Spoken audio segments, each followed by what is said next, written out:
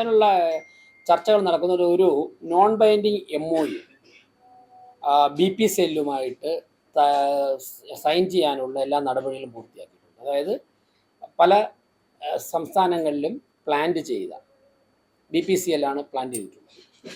അപ്പോൾ അവർ വിജയകരമായി BPCLിൻ്റെ നാഷണൽ ലെവലിൽ ലീഡ് ചെയ്യുന്ന ഉദ്യോഗസ്ഥർ തന്നെ കോർപ്പറേഷനിലെത്തി ഒന്നിൽ കൂടുതൽ തവണ ചർച്ച നടത്തിയിട്ടുണ്ട്. നോൺ ബൈൻഡിങ് MOU ഡ്രാഫ്റ്റ് ചെയ്തിട്ടുണ്ട്. അതിൻ്റെ അടുത്ത പ്രോസസ്സിലേക്ക് പോവുകയാണ്. അപ്പോൾ കഴിഞ്ഞ 4-5 മാസം ഇക്കാര്യങ്ങളിലൂടെ തയ്യാറെടുപ്പുകളായിരുന്നു. നമുക്കിപ്പോൾ ഉള്ള സ്ഥലം എവിടെയാണ്?